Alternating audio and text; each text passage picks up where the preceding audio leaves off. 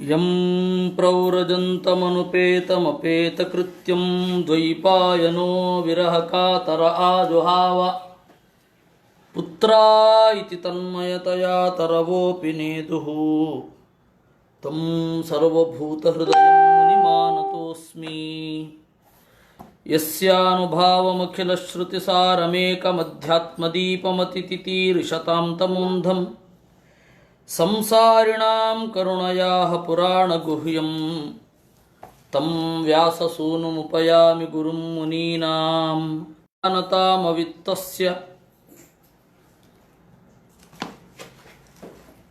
ಮಧ್ವಸ್ಯ ಜಗತಿ ಗುರೋಃ ಪೂರ್ವಾಚಾರ್ಯಮಹಿಷ್ಠಾನಾಂ ಇಯಂ ಪ್ರಣತಿಮಾಲಿಕಾ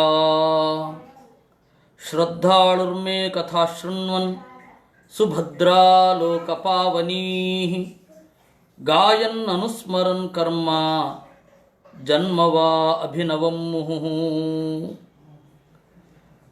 ಧ್ಯಾನಕ್ಕಾಗಿ ಕಥೆಯನ್ನು ಕೇಳಬೇಕು ಅಂತ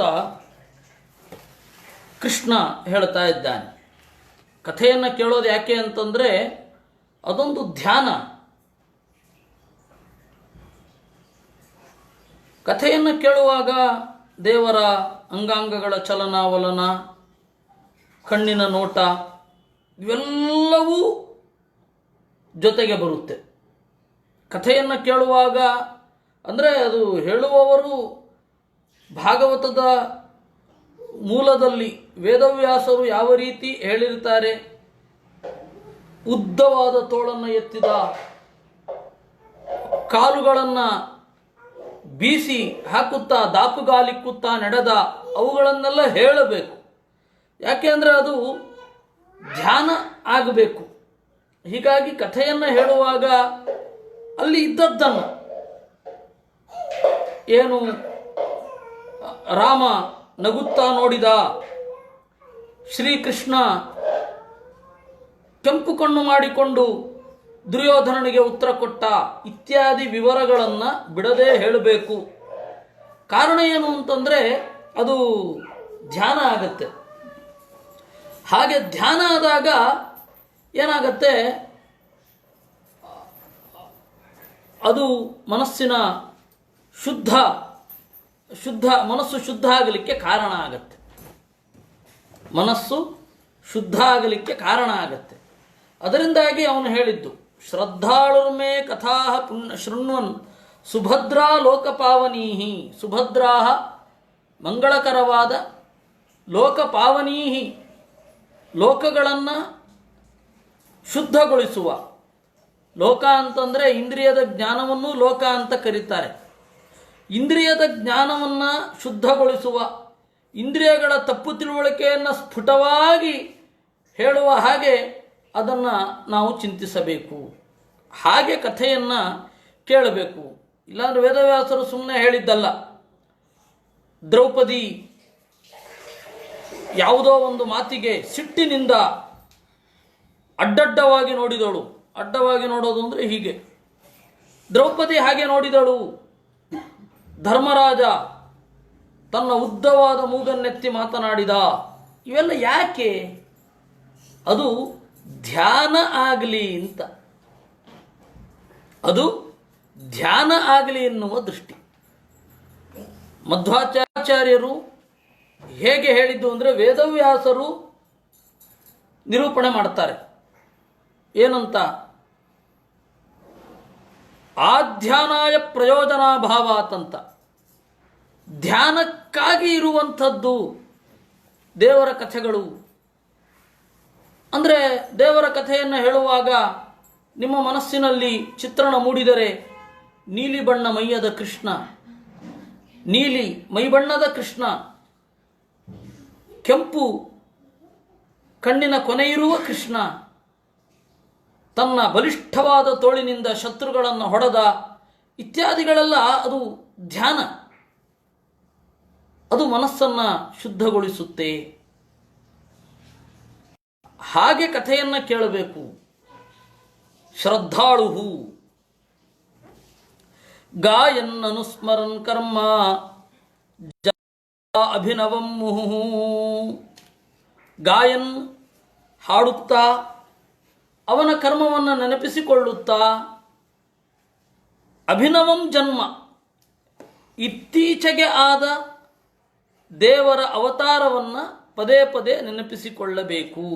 ಅದಕ್ಕೆ ಕೃಷ್ಣಾರ್ಪಣ ಮಸ್ತು ಅನ್ನೋದು. ಆಯಾ ಯುಗದಲ್ಲಿ ಆಯಾ ರೂಪಗಳು, ಹತ್ತಿರ ಇರುವ ರೂಪಗಳು ಬೇರೆ ಬೇರೆ.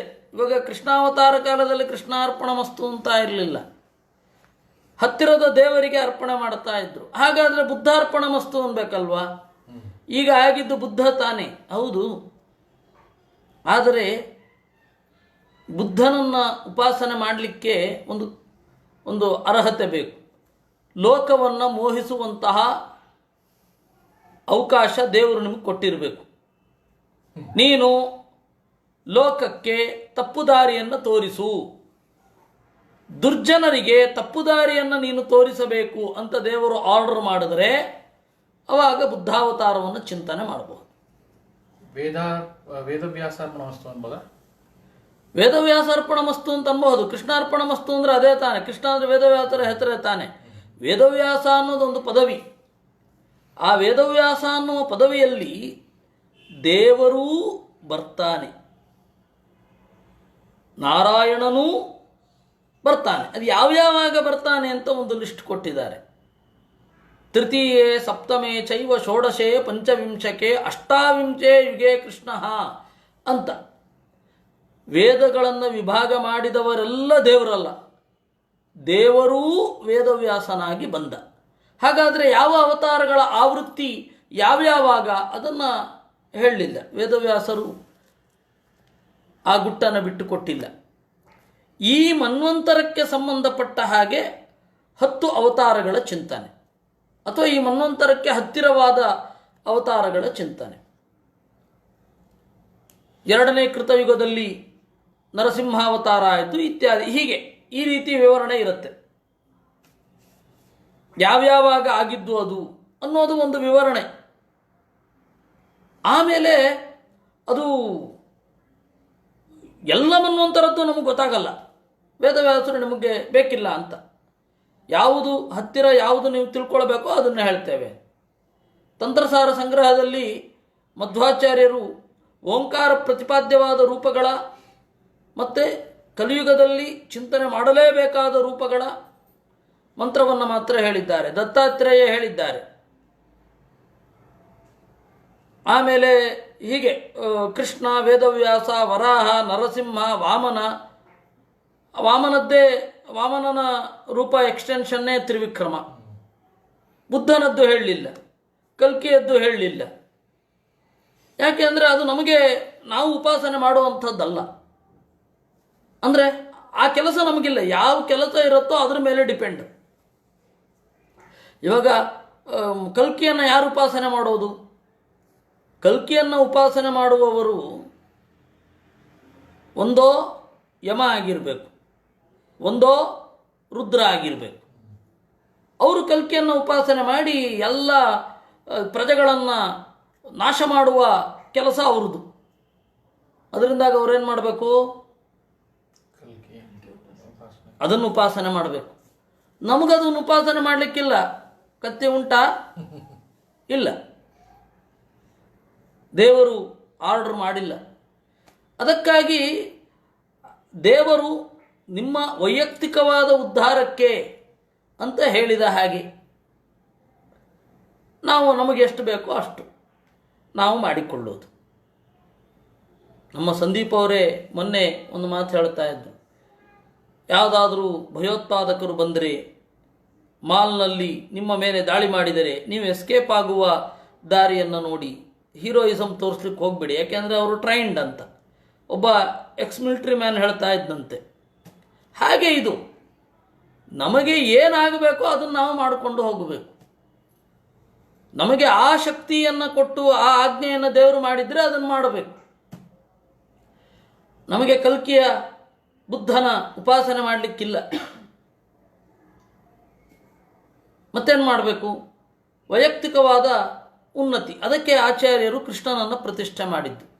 ಸಿದ್ಧಿ ವಿಘ್ನ ಮುಖದೋಚ ಭೇಚಜಂ ಐಚ್ಛದಚ್ಛಲದಯೋದಯಾದಯಂ ಅಂತ ಮಧ್ವವಿಜಯದಲ್ಲಿ ಹೇಳಿದ್ದು. ಆಚಾರ್ಯರು ಯೋಚನೆ ಮಾಡಿದರಂತೆ, ಜನರಿಗೆ ಸಿದ್ಧಿಗೆ ವಿಘ್ನ ಬರ್ತಾ ಇರುತ್ತೆ, ಅದನ್ನು ಪರಿಹಾರ ಮಾಡಲಿಕ್ಕೆ ಏನಾಗಬೇಕು, ಆ ರೂಪವನ್ನು ನಾನು ಅಲ್ಲಿ ಪ್ರತಿಷ್ಠೆ ಮಾಡಬೇಕು ಅಂತ ಯೋಚನೆ ಮಾಡಿ ಕೃಷ್ಣನ ಮೂರ್ತಿಯನ್ನು ಪ್ರತಿಷ್ಠೆ ಮಾಡಿದರು ಉಡುಪಿಯಲ್ಲಿ. ಆ ಕಾರಣದಿಂದ ನಮಗೆ ಅಭಿನವಂ ಅಂತಂದರೆ ಈ ಯುಗಕ್ಕೆ ಹತ್ತಿರವಾದದ್ದು ಅಂತ, ಇತ್ತೀಚೆಗಾಗಿದ್ದು, ಅದನ್ನು ಚಿಂತನೆ ಮಾಡಬೇಕು. ಆವಾಗ ನಾವು ಭಾಗವತವನ್ನು ಏಕೆ ಚಿಂತನೆ ಮಾಡ್ತಾ ಇರೋದು, ಭಾಗವತದಲ್ಲಿ ಕೃಷ್ಣನ ಕಥೆಯನ್ನು ಯಾಕೆ ವಿಶೇಷವಾಗಿ ಹೇಳಿದ್ದಾರೆ ಅನ್ನೋದು ಉತ್ತರ ಸಿಕ್ಕಿತು. ಮಹಾಭಾರತ ಕೃಷ್ಣನ ಕಥೆಯನ್ನೇ ಅವಲಂಬಿಸಿಕೊಂಡು ಮಹಾಭಾರತ ಯಾಕೆ ರಚನೆ ಆಯಿತು? ದೇವರ ಗುಣ ಎಲ್ಲ ರೂಪಗಳಲ್ಲಿಯೂ ಸಮಾನ ಅಲ್ವೇ? ಏಕೆಂದರೆ ದೇವರಲ್ಲಿ ಅಭೇದ ಇದೆ. ಕೂರ್ಮಾವತಾರದಲ್ಲಿ ಏನು ಗುಣ ಇದೆ ಅಷ್ಟೇ ಗುಣ ನರಸಿಂಹಾವತಾರದಲ್ಲಿಯೂ ಇದೆ, ನರಸಿಂಹ ರೂಪದಲ್ಲಿಯೂ ಇದೆ. ನರಸಿಂಹ ರೂಪದಲ್ಲಿ ಎಷ್ಟು ಗುಣ ಇದೆ ಅಷ್ಟೇ ಗುಣ ರಾಮರೂಪದಲ್ಲಿಯೂ ಇದೆ, ವಾಮನ ರೂಪದಲ್ಲಿಯೂ ಇದೆ. ಎಲ್ಲ ರೂಪಗಳು ಅಭಿನ್ನ ಅಂತ ಆದಾಗ ಮಹಾಭಾರತವೆಂಬ ದೊಡ್ಡ ಕೃತಿಗೆ ಕೃಷ್ಣನನ್ನೇ ಯಾಕೆ ಕೇಂದ್ರವಾಗಿಸಿಕೊಳ್ಳಬೇಕು ಅಂತ ಉತ್ತರ ಬಂದರೆ ಇದೇ ಉತ್ತರ. ಈ ಯುಗದಲ್ಲಿ ನಾವು ಚಿಂತನೆ ಮಾಡಬೇಕಾದದ್ದು ಕೃಷ್ಣಾವತಾರ. ಅಷ್ಟೇ ಅಲ್ಲದೆ ಕೃಷ್ಣಾವತಾರ ಮತ್ತು ರಾಮಾವತಾರವನ್ನು ಯಾಕೆ ಪ್ರಧಾನವಾಗಿ ಹೇಳೋದು ಅಂದರೆ ಅಲ್ಲಿ ದೇವತೆಗಳ ಸಾಧನೆ ಆಯಿತು. ಬೇರೆ ಕಡೆ ದೇವತೆಗಳ ಸಾಧನೆ ಏನಾಯಿತು ಅಂತ ನಮ್ಗೆ ಗೊತ್ತಾಗಿಲ್ಲ ಅಥವಾ ಅವರು ಹೇಳಲಿಲ್ಲ. ನಾವು ಹೆಂಗೆ ಮುಂದುವರಿಯೋದು? ಜಗದ ಜಂಜಡಗಳನ್ನು ದಾಟೋದು ಹೇಗೆ? ಯಾವ ರೀತಿ ನಮ್ಮ ಪ್ರಪಂಚವನ್ನು ನಾವು ನೋಡಬೇಕು? ನಮ್ಮ ಪ್ರಪಂಚವನ್ನು ನಾವು ಯಾವ ರೀತಿ ಅರ್ಥ ಮಾಡಿಕೊಂಡು ನಾವು ಎಲ್ಲಿದ್ದೇವೆ, ನಾವು ಹೇಗೆ ಈ ಪ್ರಪಂಚದೊಡನೆ ಹೋರಾಡಬೇಕು ಅನ್ನೋದು ಅರ್ಥ ಮಾಡಿಕೊಳ್ಳೋದು ಹೇಗೆ? ಇದೊಂದೇ ದಾರಿ. ಅದಕ್ಕೆ ಕೃಷ್ಣ ನನಗೆ ಸೇವೆ ಮಾಡಲು ಅವತಾರ ಮಾಡಿದ ದೇವತೆಗಳಲ್ಲಿ ಮಾನುಷ ಭಾವದ ಏರಿಳಿತಗಳು ಏನಿದ್ವು, ಎಲ್ಲಿ ಕೆಳಗಡೆ ಬಿದ್ದರು, ಎಲ್ಲಿ ಮೇಲ್ಗಡೆ ಎದ್ರು, ಅದು ನಮಗೂ ಕೂಡ ಸೂಚನೆ. ನೀವು ಕೆಳಗಡೆ ಬಿದ್ದರು ಮತ್ತೆ ಮೇಲ್ಗಡೆ ಏಳಬಹುದಪ್ಪ, ತೊಂದರೆ ಇಲ್ಲ. ಆದರೆ ನೀವು ಮೊದಲು ಶುರು ಮಾಡಿ, ಉಳಿದದ್ದನ್ನು ನಾನು ನೋಡ್ಕೊಳ್ತೇನೆ.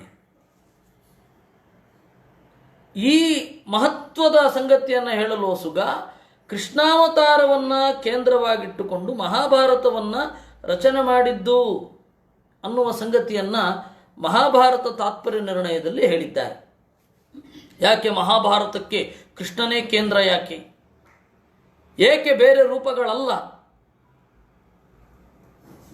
ನರಸಿಂಹಾವತಾರ ಏನು ಕಡಿಮೆ ಆಗಿಲ್ಲ, ಅದರ ಪೂರ್ಣ ಕಥೆ ನಮಗೆ ಗೊತ್ತಿಲ್ಲ.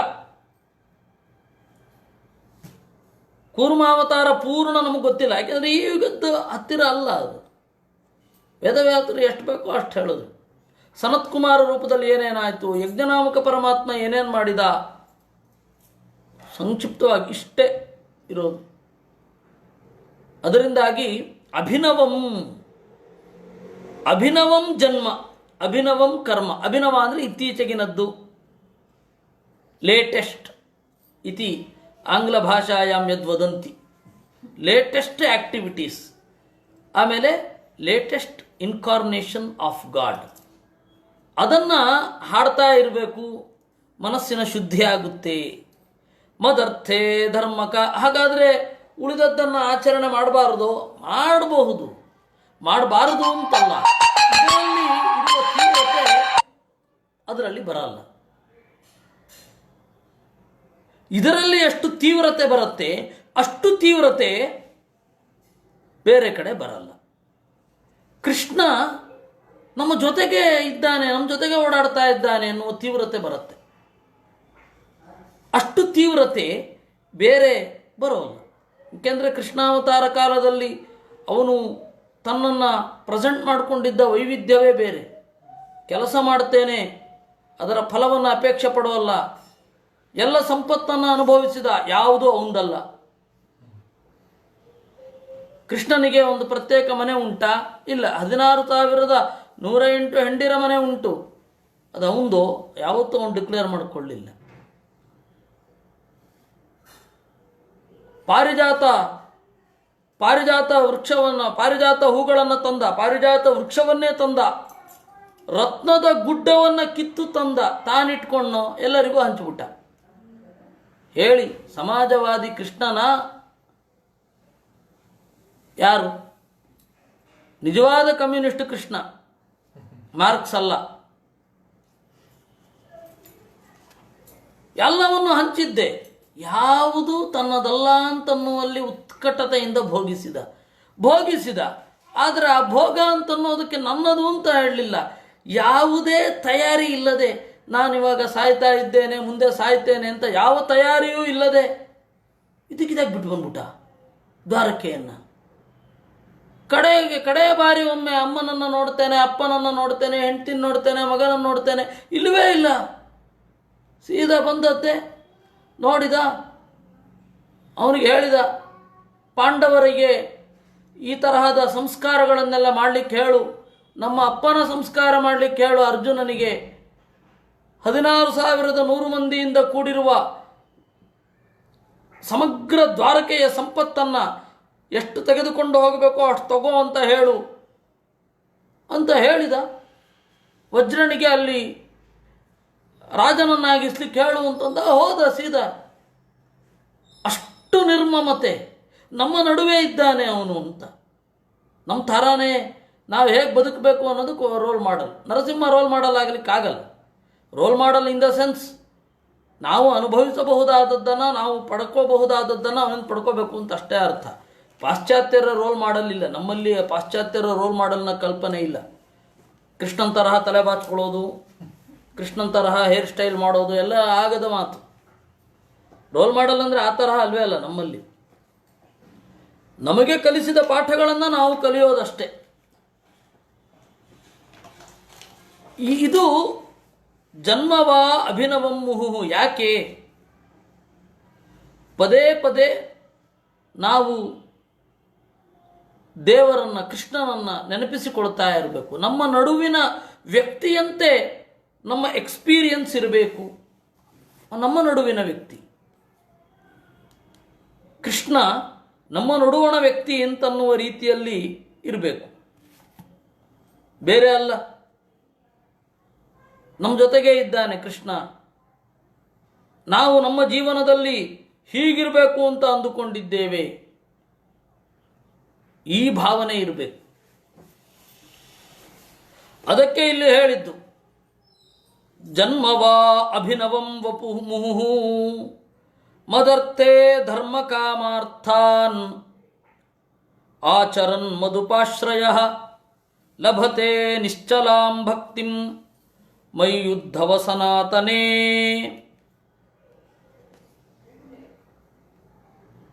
ಫೋನ್ ಮಾಡಿ. ಮದರ್ಥೇ ಧರ್ಮ ಕಾಮಾರ್ಥಾನ್, ಮದರ್ಥೇ ನನಗಾಗಿ ಧರ್ಮ ಕಾಮ ಅರ್ಥ ಇವುಗಳನ್ನು ಆಚರಿಸಬೇಕು. ಮದರ್ಥೆ ಧರ್ಮವನ್ನು ಏಕಾಗಿ ಮಾಡಬೇಕು, ದೇವರಿಗಾಗಿ ಮಾಡಬೇಕು. ಕೃಷ್ಣ ಹೇಳ್ಕೊಳ್ಳೋದು ನನಗಾಗಿ ಮಾಡಿ ಅಂತ. ಕಾಮ ನಮ್ಮ ಬಯಕೆಗಳ ಈಡೇರುವಿಕೆ ದೇವರಿಗಾಗಿ ಅಂತ ಇರಬೇಕು. ಅದು ಎರಡು ರೀತಿ. ಒಂದು ದೇವರ ಅರಿವು ನಮ್ಮಲ್ಲಿ ಬರಲಿ ಅಂತನ್ನುವ ಒಂದು ಕಾಮ. ಇನ್ನೊಂದು ನಮ್ಮ ಕಾಮಗಳು ಈಡೇರಿದ್ದು ದೇವರಿಂದ, ಇದಕ್ಕೆ ದೇವರು ಕಾರಣ ಅಂತ ದೇವರಿಗೆ ಅರ್ಪಣೆ ಮಾಡೋದು. ಈ ಎರಡೂ ತರಹದ ಕಾಮದ ಸಮರ್ಪಣೆ. ಇನ್ನು ಅರ್ಥ. ಅರ್ಥ ಅಂತಂದರೆ ಹಣ, ಅರ್ಥ ಅಂತಂದರೆ ಸಂಪತ್ತು, ಆಸ್ತಿ. ಅದನ್ನು ದೇವರಿಗೆ ಅರ್ಪಣೆ ಮಾಡೋದು ಅಂದರೆ ಹೇಗೆ? ಅದರ ವಿನಿಯೋಗವನ್ನು ದೇವರಲ್ಲಿ ಅರ್ಪಿಸೋದು. ಈ ಷೋಡಶೋಪಚಾರ ಪೂಜೆಯಲ್ಲಿ ದಕ್ಷಿಣಾಂ ಸಮರ್ಪಯಾಮಿ ಅಂತ ಬರುತ್ತೆ. ದಕ್ಷಿಣಾಂ ಸಮರ್ಪಯಾಮಿ ಅಂತಂದರೆ ಹೇಗೆ? ನಾನು ಇವತ್ತು ಇಡೀ ದಿನ ನೀನು ಕೊಟ್ಟ ಹಣವನ್ನು ಏನೇನು ಖರ್ಚು ಮಾಡ್ತೇನೆ ಅದೆಲ್ಲವೂ ನಿನಗಾಗಿ ಸಲ್ಲಲಿ. ಇದು ದಕ್ಷಿಣೆಯ ಸಮರ್ಪಣೆ. ದೇವರ ಮುಂದೆ ದುಡ್ಡಿಟ್ಟರೆ ಏನು ಪ್ರಯೋಜನ ಇಲ್ಲ. ಅವನು ತಗೊಳ್ಳಲ್ಲ ಅಂತ ಗೊತ್ತಿದ್ದೇ ಇಡ್ತೀವೋ ಏನೋ, ಅದು ಬೇರೆ. ಅದನ್ನು ಪ್ರ ನಾವು ಇದನ್ನು ಏನು ವಿನಿಯೋಗ ಮಾಡುತ್ತೇವೆ, ನಮ್ಮ ಕಾಮನೆಗಳಿಗಾಗಿರಬಹುದು, ಬೇರೆಯವರ ಉಪಕಾರಕ್ಕಾಗಿ ಆಗಿರಬಹುದು, ಅದು ನಿನಗೆ ಪ್ರೀತಿಯಾಗಲಿ, ನಿನಗೆ ವಿನಿಯೋಗ ಆಗಲಿ, ಇದು ಸದ್ವಿನಿಯೋಗ ಆಗಲಿ ಅಂತ ಹೇಳಿ ಚಿಂತನೆ ಮಾಡಿದರೆ ಜಗತ್ತಿನಲ್ಲಿ ಮೋಸ ಆಗೋದು ಕಡಿಮೆ ಆಗುತ್ತೆ ಸಜ್ಜನರಿಗೆ. ಯಾಕೆ ಅಂದರೆ ಆ ಹಣದಿಂದ ಏನು ಪ್ರಯೋಜನ ಆಗಬೇಕೋ ಅದು ಹಾಗೇ ಆಗತ್ತೆ. ಹೀಗಾಗಿ ಹಣದ ಸಮರ್ಪಣೆ ದೇವರಿಗೆ ಹೀಗೆ, ದೇವರ ಮುಂದೆ ದುಡ್ಡಿಡೋದಲ್ಲ, ದೇವರ ಮುಂದೆ ದುಡ್ಡನ್ನು ಇಟ್ಟು ಅದನ್ನು ಬೇರೆಯವರಿಗೆ ವಿನಿಯೋಗಿಸೋದು, ಅಥವಾ ನಮ್ಮ ಕಾಮನೆಗಳಿಗೆ ವಿನಿಯೋಗಿಸಿ ಅದರಿಂದ ಮಕ್ಕಳಿಗೆ ಚಾಕ್ಲೇಟ್ ಕೊಡಿಸಿ, ಅಡ್ಡಿ ಇಲ್ಲ, ಆದರೆ ದೇವರಿಗೆ ಸಮರ್ಪಣೆ ಆಗಿದೆ ಅಂತ ಆಗಲಿ ಅಂತ ಅಷ್ಟೆ. ಹೀಗಾಗಿ ಧರ್ಮ, ಕಾಮ, ಅರ್ಥ ಇವುಗಳನ್ನು ನನಗಾಗಿ ಆಚರಿಸು. ಲಭತೆ ನಿಶ್ಚಲಾಂ ಭಕ್ತಿಂ, ಹೀಗೆ ಮಾಡಿದಾಗ ನನ್ನಲ್ಲಿ ಅಲುಗದ ಭಕ್ತಿ ಉಂಟಾಗುತ್ತದೆ. ಸತ್ಸಂಗಲಬ್ಧಯ ಭಕ್ತ್ಯ ಮಯಿ ಮಾಂ ಯ ಉಪಾಸತೆ ಸವೈ ಮೇ ದರ್ಶಿತಂ ಸದ್ಭಿಃ ಅಂಜಸಾ ವಿಂದತೆ ಪದಂ. ಇದಕ್ಕೆ ಕಾರಣ ಸಜ್ಜನರ ಸಂಘ. ಸಜ್ಜನರ ಸಂಘದಿಂದ ಏನು ಭಕ್ತಿ ಬರುತ್ತೆ, ಅದರಿಂದ ಯಾರು ನನ್ನನ್ನು ಹೀಗೆ ಉಪಾಸನೆ ಮಾಡ್ತಾರೆ ಅವರು ನಾನು ಹೇಳಿದ ಒಳ್ಳೆಯ ಗತಿಯನ್ನು ಹೊಂದುತ್ತಾರೆ. ಸಜ್ಜನರ ಸಂಘ ಅನ್ನೋದು ಜೀವನದಲ್ಲಿ ಇಂಪಾರ್ಟೆಂಟು. ಯಾಕೆಂದರೆ ಕಷ್ಟದಲ್ಲಿ ನಮ್ಮ ಜೊತೆಗಾಗುವವರು ಬಂಧುಗಳಿಗಿಂತ ಈ ಸಜ್ಜನರೇ. ಈ ಅಧ್ಯಾತ್ಮ ಬಂಧುತ್ವ ಅನ್ನೋದಿದೆಯಲ್ಲ, ಅವರು ಕಷ್ಟದಲ್ಲಿ ನಮಗಾಗುತ್ತಾರೆ. ಎರಡನೆಯದ್ದು, ಈ ಬೇರೆ ಬಂಧುಗಳು ಇರ್ತಾರಲ್ಲ, ಜನ್ಮತಃ ಬಂಧುಗಳು, ಅದವರು ತಪ್ಪಲ್ಲ, ನಾವು ಆ ತರಹ ಮಾಡಬಾರದಷ್ಟೇ. ಅವ್ರಿಗೆ ಒಂದು ಎಕ್ಸ್ಪೆಕ್ಟೇಷನ್ ಇರುತ್ತೆ, ಇವನು ಈ ರೀತಿ ಮಾಡಲಿ. ನಾವು ಆ ಎಕ್ಸ್ಪೆಕ್ಟೇಷನನ್ನು ಮೀಟ್ ಮಾಡದೆ ಹೋದಾಗ ಅವ್ರಿಗೆ ಹೀಗಾಗಲಿ ಅಂತ ಅವ್ರು ನಮ್ಮನ್ನು ಬೈತಾರೆ. ಹಾಗಂತ ಹೇಳಿ ಅವ್ರ ಕರ್ತವ್ಯ ಏನು ಅದ್ರ ಬಗ್ಗೆ ಅವರ ಲಕ್ಷ್ಯ ಇರಲ್ಲ. ಆದರೆ ನಾವು ಅದನ್ನು ತಿಳ್ಕೊಳ್ಬೇಕು, ನಮಗೆ ಅದರ ಅರಿವಿರಬೇಕು. ಬಂಧುಗಳಲ್ಲಿ ನಮ್ಮ ಕರ್ತವ್ಯ, ಬಂಧ ಅಂತಂದರೆ ಗೊತ್ತಲ್ಲ, ಅನುಬಂಧ, ರಕ್ತಬಂಧ. ಆ ಬಂಧ ಏನಿದೆ ಅದರಲ್ಲಿ ನಮ್ಮ ಕರ್ತವ್ಯ ಏನಿದೆ ಅದನ್ನು ಮಾಡಬೇಕು ನಮಗಾದಷ್ಟು. ನಾವು ಅಲ್ಲಿಂದ ಏನು ಎಕ್ಸ್ಪೆಕ್ಟ್ ಮಾಡಲಿಕ್ಕೆ ಹೋಗಬಾರ್ದು. ಆದರೆ ನಾವೇನು ಮಾಡ್ತೇವೆ, ಉಲ್ಟಾ ಮಾಡ್ತೇವೆ. ನಮ್ಮ ಬಂಧುಗಳಿಂದ ಆಗಬೇಕಾದದ್ದನ್ನು ಎಕ್ಸ್ಪೆಕ್ಟ್ ಮಾಡ್ತೇವೆ. ನಾವು ಹೇಗೆ ಇರ್ತೇವೆ ನಮ್ಗೆ ಗೊತ್ತಿಲ್ಲ. ನಾವೇನು ಮಾಡಬೇಕು, ಇದನ್ನು ಉಲ್ಟಾ ನಾವು ಮಾಡ್ತೇವೆ, ಅವರಿಂದ ಇದನ್ನು ಎಕ್ಸ್ಪೆಕ್ಟ್ ಮಾಡಲ್ಲ. ಹೀಗಿರಬೇಕು. ಆಗ ಇನ್ನೊಂದು ಕಡೆಯಿಂದ ಬರ್ತಾರೆ, ಇನ್ನೊಂದು ಕಡೆಯಿಂದ ದೇವರು ಬಂಧುಗಳನ್ನು ಒದಗಿಸ್ತಾನೆ, ಅಧ್ಯಾತ್ಮ ಬಂಧುಗಳಿಗೆ ಪ್ರಚೋದನೆ ಮಾಡ್ತಾನೆ. ಈಗ ಮೈತ್ರಿ ಮತ್ತು ಬಾಂಧವ್ಯ ಎರಡಿದೆ. ಮೈತ್ರಿ ಅಂತ ಹೇಳಿದರೆ ನಮಗೆ ಸಮಾನಶೀಲರಾದವ್ರನ್ನೇ ಆರಿಸ್ಕೊಂಡ್ಬಿಡ್ತೀವಿ. ಯಾರಿಗೆ ಅಧ್ಯಾತ್ಮದಲ್ಲಿ ಅಭಿರುಚಿ ಇದೆ ನಾನು ಅವ್ರನ್ನ ಗೆಳೆಯರನ್ನಾಗಿ ಮಾಡ್ಕೊತೀನಿ. ನಮ್ಮ ಬಂಧುಗಳಿಗೆ ಅದಿರಬೇಕು ಅಂತಿಲ್ಲ. ಯಾಕೆಂದರೆ ಅವ್ರ ಗುಣ ನೋಡಿ ನಾನು ಬಂಧುಗಳನ್ನಾಗಿ ಮಾಡ್ಕೊಂಡಿದ್ದಲ್ಲ. ಅವ್ರ ಗುಣ ನೋಡಿ, ಇವನು ಒಳ್ಳೆ ಗುಣದವನು, ಅದರಿಂದಾಗಿ ನನ್ನ ಅಣ್ಣ ಆಗಬೇಕು ಅಂತ ನಾನೇನು ಇದು ಬರೆದಿರಲ್ಲ, ನನ್ನ ತಮ್ಮ ಆಗಬೇಕು ಅಂತ ಹೇಳಿ ಬರೆದಿರಲ್ಲ. ಇವನು ಒಳ್ಳೆಯ ಗುಣದವನು, ಆದ್ದರಿಂದಾಗಿ ಇವನು ನಮ್ಮಪ್ಪ ಆಗಬೇಕು, ನನ್ನ ಮಗ ಆಗಬೇಕು, ಈ ಬರೆದು ಕೊಟ್ಟು ಅಪ್ಲಿಕೇಶನ್ ಹಾಕಿ ಬಂಧುಗಳನ್ನು ಮಾಡಿಕೊಂಡಿರೋಲ್ಲ. ಅದರಿಂದಾಗಿ ಅವರ ವರ್ತನೆಗಳಲ್ಲಿ ಏರಿಳಿತ ಅನ್ನೋದು ಸಹಜ. ಅವರಲ್ಲಿ ನಮಗೆ ಸಮಾನಶೀಲರಿದ್ದರೆ ಸಂತೋಷ. ಕೃಷ್ಣ ಪಾಂಡವರನ್ನು ಪ್ರೀತಿಸಿದ ಹಾಗೆ. ದುರ್ಯೋಧನನಿಂದ ಇದಾಗಬೇಕು ಅಂತ ಅವನು ಅಂದುಕೊಳ್ಳಲಿಲ್ಲ. ಪೌಂಡ್ರಕ ವಾಸುದೇವನಿಂದ ಅವನು ಅಂದುಕೊಳ್ಳಲಿಲ್ಲ. ಬಲರಾಮನಿಂದ ಎಕ್ಸ್ಪೆಕ್ಟ್ ಮಾಡಲಿಲ್ಲ. ಇನ್ನೇನು ಕೃತವರ್ಮ ಅವನು ನಾನು ದುರ್ಯೋಧನನಿಗೆ ಸಪೋರ್ಟ್ ಮಾಡ್ತೇನೆ ಆಯಿತು ಅಂದ. ತನ್ನ ಮಕ್ಕಳು, ಕೃತವರ್ಮ ಮಗ ಅಲ್ಲ, ಅವನಿಗಿಂತ 7 ವರ್ಷ ದೊಡ್ಡವನು, ಇನ್ನು ಅವನ ಮಕ್ಕಳು ನಾರಾಯಣಿ ಸೇನೆ ನಿರ್ಮಮವಾಗಿ ದುರ್ಯೋಧನರನ್ನು ಹೋರಾಡಲಿಕ್ಕೆ ಕೊಟ್ಬಿಟ್ಟ. ಆಯಿತು, ನನ್ನ ಮಗನನ್ನು ದುರ್ಯೋಧನ ಭೀಮಸೇನನೋ ಅಥವಾ ಅರ್ಜುನನೋ ಕೊಲ್ತಾ ಇದ್ದರೆ ಆರಾಮವಾಗಿದ್ದ ಅಲ್ವಾ ಕೃಷ್ಣ? ಅವನಿಗೆ ಗೀತೆ ಹೇಳಲಿಕ್ಕೆ ಯೋಗ್ಯತೆ ಇರೋದು, ನಮಗ ಇಲ್ಲ. ನಾವು ಗಿಳಿಪಾಠ ಇಲ್ಲಿ ಕೃಷ್ಣ ಹೀಗೆ ಹೇಳಿದ್ದಾನೆ ಅಂತ ಹೇಳೋದಷ್ಟೆ. ಅದರಿಂದಾಗಿ ನೀವೇನು ಹೇಳ್ತಾ ಇರೋದು, ಇದು ಹಂಚಿಕೊಳ್ತಾ ಇರೋದಷ್ಟೇ, ಇದು ಉಪದೇಶ ಅಲ್ಲ. ನಾನು ಗ್ರಂಥಗಳಲ್ಲಿ ಏನು ಸವಿದಿದ್ದೇನೆ ಅದನ್ನು ನಾವು ಹಂಚಿಕೊಳ್ಳಬಹುದಷ್ಟೇ ವಿನ ಉಪದೇಶ ಅಲ್ಲ. ಉಪದೇಶ ಮಾಡಿದ್ದು ಕೃಷ್ಣ ಒಬ್ಬನೇ ಗೀತೆಯನ್ನು, ಉದ್ಧವ ಗೀತೆಯನ್ನು ಉಪದೇಶ ಮಾಡಿದ್ದು ಕೃಷ್ಣ ಒಬ್ಬನೇ, ನಾವು ಹಂಚಿಕೊಳ್ತಾ ಇರೋದು ಅಷ್ಟೇ, ಬೇರೇನೂ ಅಲ್ಲ. ಅದಕ್ಕೆ ಕಾರಣ ಸತ್ಸಂಗ ಲಬ್ಧಯ. ಈ ತರಹದ ಎಲ್ಲ ಏರಿಳಿತಗಳಿಗೆ, ಈ ತರಹದ ಎಲ್ಲ ಸಂಗತಿಗಳಿಗೆ ಕಾರಣ ಏನು ಅಂದರೆ ಸಜ್ಜನರ ಸಂಘ. ಸಜ್ಜನರ ಸಂಘ, ಯಾರು ಸಜ್ಜನರು ಅಂತ ಹುಡ್ಕೊಂಡು ಹೋಗಿ ಮಾಡ್ಕೋಬೋದು.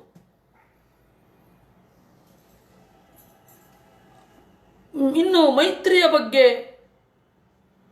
ಎರಡು ತರಹದ ಮಿತ್ರರಿರ್ತಾರೆ.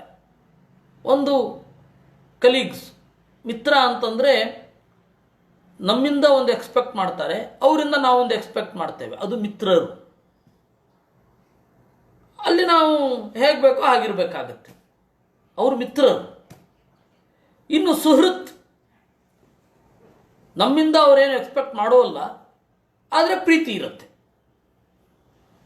ಅವರನ್ನು ಸುಹೃತ್ ಅಂತ ಕರೀತಾರೆ. ಅನಿಮಿತ್ತೋಪಕಾರಿ, ಉಪಕಾರ ಮಾಡ್ತಾರೆ, ಈ ನಿಮಿತ್ತ ಇವನು ಇದು ಉಪಕಾರ ಮಾಡೋದ್ರಿಂದಾಗಿ ನನ್ನ ಗೆಳೆಯ ಅಲ್ಲ, ಅದು ಸಜ್ಜನರಾಗಿರ್ತಾರೆ. ಆ ಸಜ್ಜನರಿಂದ ನಾವು ಭಕ್ತಿಯನ್ನು ಪಡಿಬೇಕು, ದೇವರ ಮಹತ್ವವನ್ನು ತಿಳಿಬೇಕು, ದೇವರನ್ನು ಹಾಗೆ ಉಪಾಸನೆ ಮಾಡಬೇಕು. ನಾನು ತೋರಿದ ದಾರಿಯಲ್ಲಿ ನೀವು ಹೋಗ್ತೀರಾ, ಇದನ್ನು ಉದ್ಧವನಿಗೆ ಹೇಳ್ತಾ ಇದ್ದಾನೆ. ಅದರಿಂದಾಗಿ ನನ್ನ ಬಂಧುಗಳು, ಚಿಕ್ಕಂದಿನಿಂದ ಒಡನಾಡಿದವರು, ನನ್ನ ಹಿರಿಯರು, ನನ್ನನ್ನು ಆಡಿಸಿ ಬೆಳೆಸಿದವರು ನಾಳೆ ಎಲ್ಲ ಸತ್ತು ಹೋಗ್ತಾರೆ, ಇನ್ನು 6 ತಿಂಗಳಾದ ಮೇಲೆ ಅನ್ಕೋಬೇಡ, ಬಿಟ್ಬಿಡೋದನ್ನು. ಹೆಂಗೆ ತಯಾರು ಮಾಡ್ತಾ ಇದ್ದಾನೆ ಕೃಷ್ಣ ಅಂತ, ಬಿಟ್ಬಿಡೋದನ್ನು. ಇಲ್ಲ ಅಂದರೆ ಯಾವ ಪರಿ ವಿನಾಶ, ಅದು ಗೊತ್ತಿದ್ದು ಒಬ್ಬ ಆರಾಮಾಗಿರ್ಲಿಕ್ಕೆ ಸಾಧ್ಯನ? ನಮಗೆ ಯಾರಾದರೂ ಹೇಳಿದ್ರೆ ನಾಳೆ ನಿಮ್ಮನ್ನು ಕತ್ತರಿಸ್ಬಿಡ್ತೀನಿ, ಇವತ್ತು ಏನು ಬೇಕೋ ಅದು ಮಾಡಿ ಅಂದಾಗ ನಾವು ಹೀಗಿರ್ಲಿಕ್ಕೆ ಸಾಧ್ಯನಾ? ಇರೋದು ಹೇಗೆ ಅಂತ ಕೃಷ್ಣನ ಟ್ರೈನಿಂಗ್. ಟ್ರೈನಿಂಗ್ ಪಡೆದವರು ಅದನ್ನು ಪೂರ್ಣ ಮಾಡ್ಕೋತಾರೆ ಅಂತಲ್ಲ, ಟ್ರೈನಿಂಗ್ ಪಡೆದವರು ಅದರಲ್ಲಿ ಥರೋ ಆಗ್ತಾರೆ ಅಂತಲ್ಲ, ಆದರೆ ಆ ಟ್ರೈನಿಂಗ್ ಕೊಡುವವನಂತೂ ಥರೋ, ಇಲ್ಲ ಅಂದರೆ ಹಂಗೆ ಕೊಡಲಿಕ್ಕೆ ಹೋಗಲ್ಲ ಅವನು. ಅದರಿಂದ ಕೃಷ್ಣ ಉದ್ಧವನಿಗೆ ಆಡುವ ಮಾತು ಎಲ್ಲ ರೀತಿಯಿಂದ ಪೂರ್ಣ. ಬಾಳಿನಲ್ಲಿ ಅತ್ಯಂತ ಮುಖ್ಯವಾದದ್ದು ಸಜ್ಜನ ಸಂಘ. ಅದಕ್ಕೆ ಅವರು ಹೇಳಿದ್ದು ರಂಗನಿನ್ನ ಕೊಂಡಾಡುವ ಮಂಗಳಾತ್ಮರ ಅಂತ ಹೇಳಿದ್ದು ಅದಕ್ಕೆ. ಸಂಘ ಸುಖ ಅದು. ಒಂದು ಹಂತದಲ್ಲಿ ಇಂದ್ರಿಯದ ಸುಖ, ಕೈಗೆ, ಬಾಯಿಗೆ, ಮೂಗಿಗೆ, ನಾಲಿಗೆಗೆ, ಚರ್ಮಕ್ಕೆ ಅದು ಕಾನ್ಸ್ಟಂಟ್ ಆಗಿಬಿಡತ್ತೆ. ಆಮೇಲೆ ಮಾನಸಿಕವಾದ ಸುಖವೇ ಸುಖ. ಆ ಮಾನಸಿಕವಾದ ಸುಖ ಯಾರಿಂದ ಸಿಗುತ್ತೆ? ಪ್ರಜ್ಞಾವಂತರಿಂದ ಸಿಗತ್ತೆ. ಆ ಪ್ರಜ್ಞಾವಂತರಿಂದಲೇ ಸುಖ ಸಿಗೋದು. ಒಂದು ಹಂತದಲ್ಲಿ ಸ್ಪರ್ಶ ಸುಖ ಅನುಭವಿಸಿ ಆಯಿತು, ಮಕ್ಕಳ ಸುಖ, ಸ್ಪರ್ಶದ ಸುಖದ ಉನ್ನತಿಕೆ, ಪುತ್ರ ಸ್ಪರ್ಶವತಾಂವರಹ ಅಂತ ಮಹಾಭಾರತದಲ್ಲಿ ಆಯಿತು, ಮೊದಲು ದೊಡ್ಡವನಾದ. ಆಮೇಲೆ ಕಿವಿಯ ಸುಖ ಆಯಿತು, ಸಂಗೀತ ಕೇಳಿ ಆಯಿತು, ಆ ಸಂಗೀತದಿಂದ ಉದ್ರೇಕಗೊಂಡು ಡ್ರಮ್ ಬೀಟ್ಸ್ಗೆ ತಕ್ಕ ಹಾಗೆ ಹೆಜ್ಜೆ ಹಾಕಿದ್ದಾಯಿತು. ಆಮೇಲೆ ಪರಿಮಳ ಆಯಿತು, ಮುಗೀತು, ತೀರಾ ತೊಂದರೆ ಆಗಬಾರದಷ್ಟೆ. ಊಟ ಆಯಿತು, ಎಲ್ಲ ನಾಲಿಗೆ ಮುಗೀತು, ಇನ್ನೇನು ಎಲ್ಲ ಥರದ್ದು ಭೋಗಿಸ್ಬಿಟ್ಟಿದ್ದೇವೆ. ಇರೋದು 6 ರಸ, 6 ರಸದ ಪರ್ಮಿಟೇಷನ್ ಕಾಂಬಿನೇಷನ್ನು ಆಯ್ತು. ಆಮೇಲೆ ಮುಂದೇನು? ಎತ್ತರಕ್ಕೆ ಏರುವ ಮಾನಸಿಕ ಸುಖ, ಅದು ಬೇಕು. ಅದು ಎಲ್ಲಿಂದ ಸಿಗತ್ತೆ? ಸತ್ಸಂಗ ಲಬ್ಧಯ, ಸಜ್ಜನರ ಸಂಘದಿಂದ ಸಿಗುತ್ತೆ. ಸ್ಪರ್ಶ ಸುಖ, ನೇತ್ರ ಸುಖ, ರೂಪ ನೋಡಿ ಆಯಿತು, ಎಲ್ಲ ಸುಂದರವಾದ ಪ್ರದೇಶಗಳನ್ನು ಈಗಂತೂ 30 ವಯಸ್ಸಿನ ಒಳಗಡೆ ನೋಡ್ಬಿಟ್ಟಿರ್ತಾರೆ. ಎಲ್ಲ ಥರದ್ದು ಸೌಂದರ್ಯ ಅಂತ ಏನೇನಿದೆ ಎಲ್ಲ ನೋಡ್ಬಿಟ್ಟಿರ್ತಾರೆ.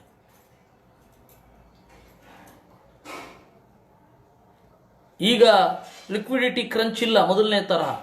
ಸೊ ಬಯಸಿಕೊಂಡಾಗ ನಯಾಗರಕ್ಕೆ ಹೋಗಿ ಬಂದ್ಬಿಡ್ಬೋದು, ಬಯಸಿದಾಗ ಸುಂದರವಾದ ಜಾಗಗಳನ್ನೆಲ್ಲ ನೋಡ್ಬಿಡ್ಬೋದು. ಆಮೇಲೆ ಮುಂದೇನು, ಏನೋ ಒಂದು ಮನಸ್ಸಿಗೆ ಕಿಕ್ ಬೇಕಲ್ಲ, ಏನದು?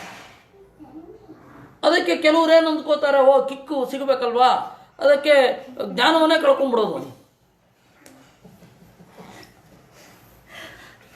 ಆದರೆ ಆ ಮನಸ್ಸು ಅರಿವಿನಿಂದ ತಣಿಯೋದು ಅಂತ ಒಂದು ಉಂಟಲ್ಲ, ಅದು ದೇವರ ಬಗ್ಗೆ ತಿಳ್ಕೊಳ್ಳಿಕ್ಕೆ ಹೋದಾಗ.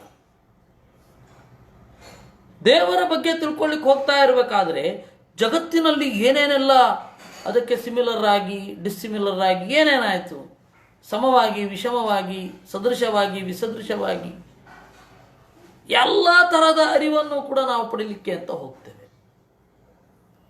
ಅದರೆಲ್ಲದರ ಜೊತೆಗೆ ಬರುತ್ತೆ. ಆಗ ಮನಸ್ಸು ತಣಿಯುತ್ತೆ. ಅದು ಯಾವ ಅಪಾಯಕ್ಕೂ ಈಡು ಮಾಡೋಲ್ಲ. ಒಂದು ವೇಳೆ ಅದು ಚಟ ಆದರೂ ತೊಂದರೆ ಇಲ್ಲ. ಚಟ ಅಂದ್ರೆ ಏನು ಗೊತ್ತಾ? ಏನ ವಿನ ಚಿತ್ತ ವಿಕ್ಷೋಭ ಅಂತ ರಾಘವೇಂದ್ರ ಸ್ವಾಮಿಗಳು. ಯಾವುದು ಇಲ್ಲದೆ ಹೋದರೆ ಮನಸ್ಸು ವಿಲವಿಲ ಒದ್ದಾಡುತ್ತೋ ಅದು ಚಟ. ಇದು ಒಮ್ಮೆ ಚಟ ಆಗಲಿ, ಅಡ್ಡಿ ಇಲ್ಲ, ತೊಂದರೆ ಅಂತೂ ಅಲ್ಲ. ಹೀಗಾಗಿ ಸಜ್ಜನರ ಸಂಘದಿಂದ ಸಿಕ್ಕ ಭಕ್ತಿಯಿಂದ ನನ್ನನ್ನು ಯಾರು ಉಪಾಸನೆ ಮಾಡ್ತಾರೆ, ನಾನು ಹೇಳಿದ ಸದ್ಗತಿಯನ್ನು ಅವರು ಪಡಿತಾರೆ.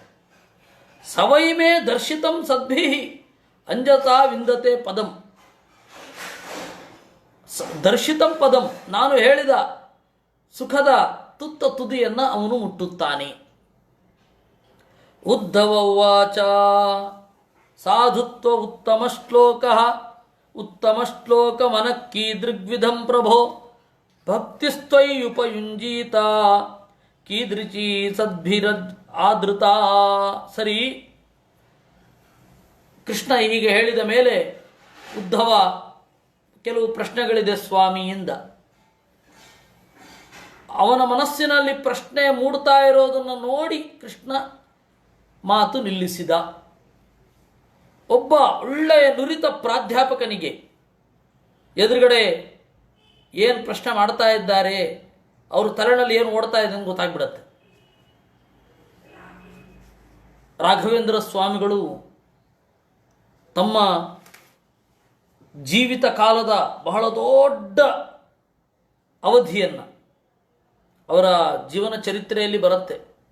ಬೆಳಗ್ಗೆ ಎದ್ದು ಬ್ರಹ್ಮಸೂತ್ರ ಚಿಂತನೆ ಮಾಡ್ತಾ ಇದ್ರಂತೆ. ಮಧ್ಯಾಹ್ನ ಊಟ ಆಗೋದಕ್ಕಿಂತ ಮೊದಲು ತರ್ಕಶಾಸ್ತ್ರದ ಚಿಂತನೆ, ಊಟ ಆದಮೇಲೆ ಅಲಂಕಾರ ಶಾಸ್ತ್ರದ ಚಿಂತನೆ, ರಾತ್ರಿ ಜೈಮಿನೀಯ ಶಾಸ್ತ್ರ ಅದರ ಚಿಂತನೆಯನ್ನು ಮಾಡ್ತಾ ಇದ್ರಂತೆ. 4 ಹೊತ್ತಿಗೆ 4 ಊಟ. ಅವ್ರಿಗೆ ತಮ್ಮ ಜೀವನದಲ್ಲಿ ಆದ ಕಷ್ಟ ಗೊತ್ತಿತ್ತು.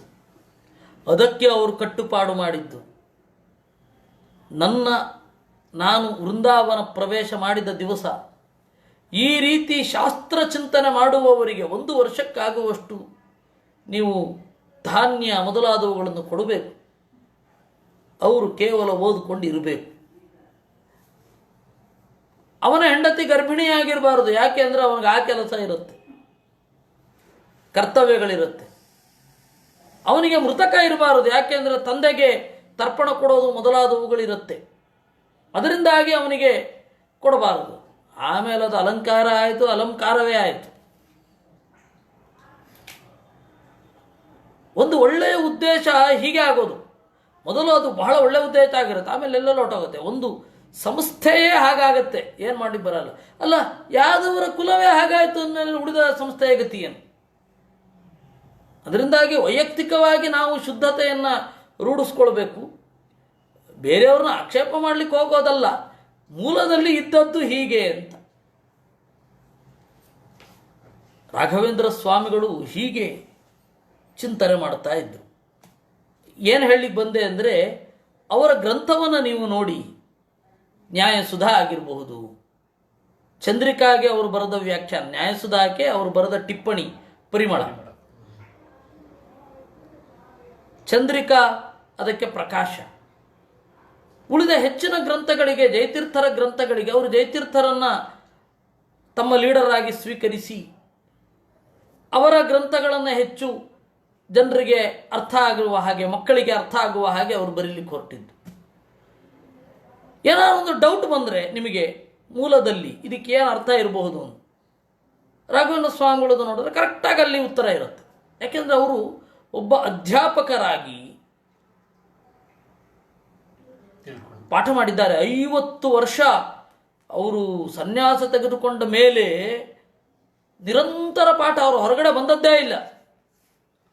ಯಾವಾಗಲೂ ಕೆಲವೊಂದು ಕಡೆ ಹೊರಗಡೆ ಬಂದಿರಬಹುದು, ಅವರು ಸಂಚಾರ ಇತ್ತು, ಆದರೆ ಸಂಚಾರದಲ್ಲಿ ಯಾವುದೂ ಇದು ತಪ್ಪಲಿಲ್ಲ.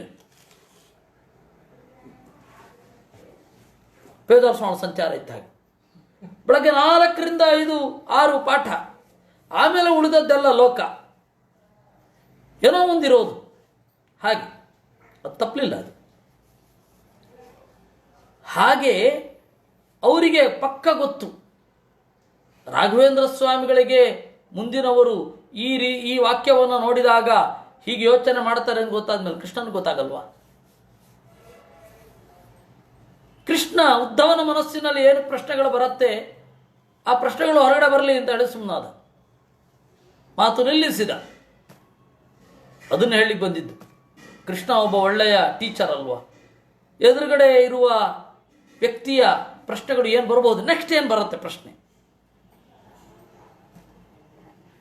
ಉದ್ಧವ ವಾಚ, ಉದ್ಧವ ಹೇಳ್ದ, ಸಾಧುತ್ವ ಉತ್ತಮ ಶ್ಲೋಕ ಮನಕ್ಕಿ ದೃಗ್ವಿಧಂ ಪ್ರಭೋ.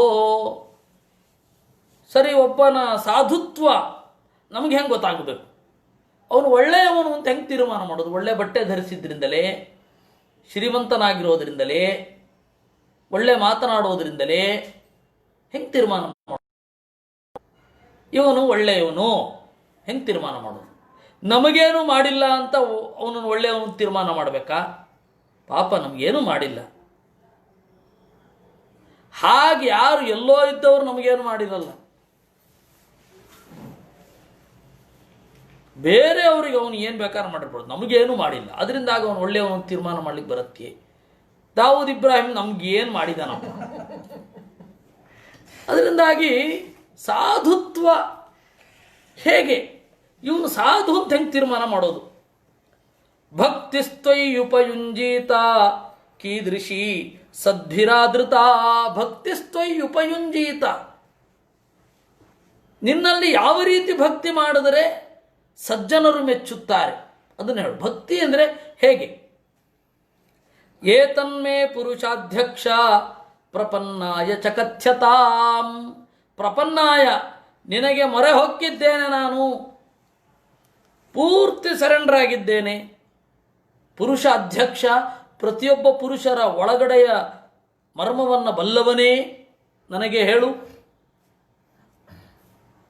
ತ್ವಂ ಬ್ರಹ್ಮ ಪರಮಂ ವ್ಯೋಮ ಪುರುಷ ಪ್ರಕೃತೆ ಪರಃ ಅವತೀರ್ಣೋಸಿ ಭಗವಾನ್ ಸ್ವೇಚ್ಛೋಪಾತ್ಥ ಪೃಥಗ್ವಪುಃ. ತ್ವಂ ಬ್ರಹ್ಮ, ನೀನು ಎಲ್ಲರಿಗಿಂತ ಹಿರಿದಾದ ತತ್ವ. ಪರಮಂ ಬ್ರಹ್ಮ, ಪರಮಂ ವ್ಯೋಮ, ಹಿರಿದಾದ ಆಗಸ ಅಂದರೆ ಎಲ್ಲ ಕಡೆ ವ್ಯಾಪಿಸಿದವ ಅಂತ. ತ್ವಂ ಬ್ರಹ್ಮ ಪರಮಂ ವ್ಯೋಮ ಪುರುಷ, ಎಲ್ಲರ ಅಂತರ್ಯಾಮಿ. ಪ್ರಕೃತೆ ಪರಃ, ಪ್ರಕೃತಿಯ ಆಚೆ ಇರುವವ. ಅವತೀರ್ಣೋಸಿ ಭಗವಾನ್, ನಮಗಾಗಿ ಇಳಿದು ಬಂದಿದ್ದೀಯ. ಸ್ವೇಚ್ಛೋಪಾತ್ಥ ಪೃಥಗ್ವಪುಃ, ನಿನ್ನ ಇಚ್ಛೆಯಂತೆ ಈ ದೇಹವನ್ನು ಸ್ವೀಕರಿಸಿದ್ದಿ. ಅಂದರೆ ಕೃಷ್ಣನಿಗೆ ನಾಶ ಉಂಟು.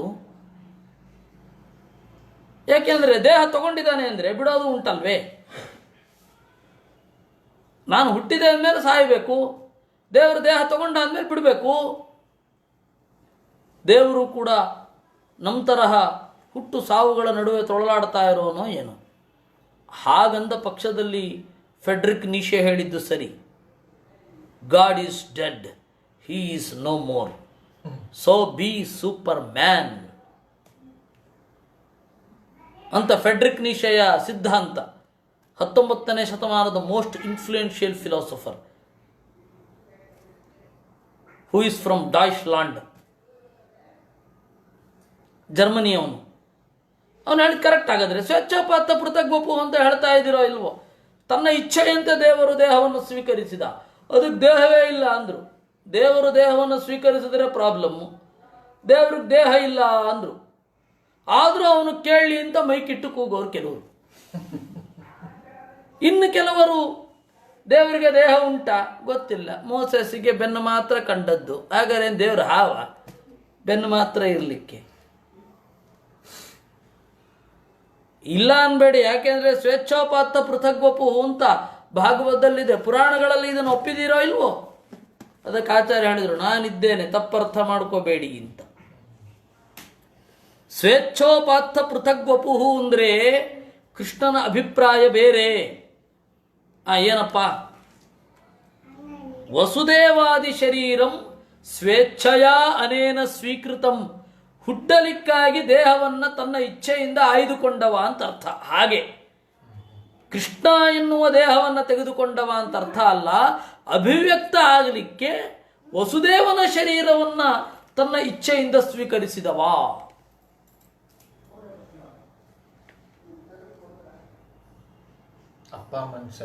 ಅಪ್ಪ ಅಮ್ಮನನ್ನ ಸೆಲೆಕ್ಟ್ ಮಾಡಿಕೊಂಡವ. ನಮಗೇನು ಹುಡುಗಿಯನ್ನ ಸೆಲೆಕ್ಟ್ ಮಾಡ್ಕೋಬಹುದು, ನಾವು ಹುಡುಗಿ ಹುಡುಗನನ್ನ ಸೆಲೆಕ್ಟ್ ಮಾಡ್ಕೋಬಹುದು, ಆದರೆ ತಂದೆ ತಾಯಿಗಳನ್ನ ಸೆಲೆಕ್ಟ್ ಮಾಡ್ಕೊಳ್ಳಿಕ್ಕಾಗಲ್ಲ. ದೇವರು ತಂದೆ ತಾಯಿಗಳನ್ನು ಸೆಲೆಕ್ಟ್ ಮಾಡಿಕೊಂಡ. ಹೀಗಾಗಿ ಪೃಥಕ್ ಅಂತಂದ್ರೆ ತನಗಿಂತ ಭಿನ್ನವಾದ ದೇಹವನ್ನು ತನ್ನ ಇಚ್ಛೆಯಿಂದ ಸ್ವೀಕರಿಸಿದ್ದಾನೆ, ಹಾಗರ್ಥ. ಭಿನ್ನವಾದ ದೇಹ ಅಂದರೆ ತನ್ನಿಂದ ಭಿನ್ನ ಅಂದರೆ ವಸುದೇವಾದಿ ಶರೀರ. ನಾನು ಕೌಸಲ್ಯಲ್ಲಿ ಹುಟ್ಟಬೇಕು, ದಶರಥ ತಂದೆ ಆಗಬೇಕು ಅಂತ ಹೇಳಿದ, ಅಂದುಕೊಂಡ. ನಮಗೆ ಹೀಗುಂಟೋ? ಇಲ್ಲ. ನಮ್ಮ ಅಪ್ಪ ಅಮ್ಮನ ಹೆಸರು ಕಲೀಲಿಕ್ಕೆ ಕಷ್ಟಪಡಬೇಕು, ಏನೇನೋ ಹೇಳ್ತೀವಿ, ಆಮೇಲೆ ಅಮ್ಮ ತಿದ್ದಬೇಕು, ಹಾಗಲ್ಲ ಹೀಗೆ ಹೇಳು ಅಂತ. ನಮಗಿಷ್ಟು ಕಷ್ಟ.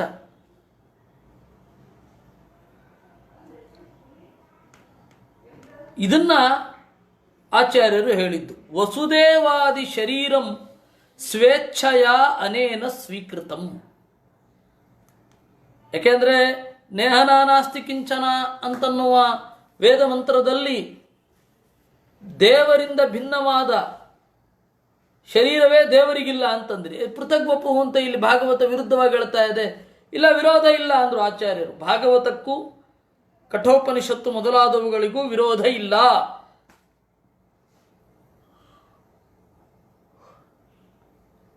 ಅದಕ್ಕೇನರ್ಥ ಅಂತ ಹೇಳಿದ್ರು. ಈ ಅರ್ಥವೇ ಆಗಬೇಕು ಅಂತೇನು? ಈ ಅರ್ಥ ಆಗಬೇಕು ಅಂತ ಏನು? ಇದೇ ಅರ್ಥ ಸರಿ ಅಂತ ಏನು ಪ್ರೂಫ್? ಅದಕ್ಕೆ ಹೇಳಿದ್ರು, ನೀವು ನೋಡುವ ಗ್ರಂಥ ಸ್ವಲ್ಪ ಎಷ್ಟು ನೋಡ್ತೀರಾ ನೀವು? ಪ್ರಕಾಶಿಕ ಅಂತ ಒಂದು ಗ್ರಂಥ ಉಂಟು, ಅದರಲ್ಲಿ ಹೀಗೆ ಹೇಳಿದೆ ಎಂದರು. ಆ ಪ್ರಕಾಶಿಕ ಅನ್ನುವ ಗ್ರಂಥದಲ್ಲಿ ಏನು ಹೇಳಿದೆ? ನಿತ್ಯಾನಂದ ಶರೀರೋಪಿ ವಸುದೇವಾದಿದೇಹಗಃ ಪ್ರದರ್ಶಯೇಜ್ಜನಿಂ ಸ್ವಸ್ಯ ನಿತ್ಯಂ ದೇಹ ವಿವರ್ಜಿತ ಅಂದ್ರು ಆಚಾರ್ಯ. ನಿತ್ಯಾನಂದ ಶರೀರೋಪಿ, ದೇವರು ಗುಣವೇ ಮೈವೆತ್ತು ಬಂದವನು, ಆನಂದವೇ ಮೈಯಾದವನು. ಈ ತರಹ ದೇವರು ವಸುದೇವಾದಿ ದೇಹಗ, ವಸುದೇವನ ದೇಹದ ಒಳಗಡೆ ಹೋಗೋದನ್ನ ಎಲ್ಲ ನೋಡ್ತಾರೆ. ಆಮೇಲೆ ದೇವಕಿಯ ದೇಹಕ್ಕೆ ಹೋಗಿದ್ದನ್ನು ನೋಡ್ತಾರೆ. ಆಮೇಲೆ ದೇವಕಿಯ ದೇಹದಿಂದ ಹೊರಗಡೆ ಬಂದದ್ದನ್ನು ನೋಡ್ತಾರೆ. ಇದೆಲ್ಲ ಮನುಷ್ಯರಿಗೆ ಕಾಣಬೇಕು ಅಂತ ಇಲ್ಲ. ಯಾಕೆಂದ್ರೆ ಮನುಷ್ಯರ ದೃಷ್ಟಿ ಸೂಕ್ಷ್ಮ ಅಲ್ಲ, ಸ್ಥೂಲ. ಯಾವ ರೇತಸ್ಸಿನ ಕಣಗಳು ರಕ್ತದೊಂದಿಗೆ ಬೆರೆತು ದೇಹವನ್ನು ಪಡೆಯುತ್ತೆ ಅಂತ ಯಾರಿಗೂ ಗೊತ್ತು? ಯಾರಿಗೂ ಗೊತ್ತಿಲ್ಲ. ಊಹಿಸೋದು 2 ವಾರ ಆಗಿರಬಹುದು, 3 ವಾರ ಆಗಿರಬಹುದು ಅಂತ ನಾವು ಊಹಿಸೋದು. ಆಮೇಲೆ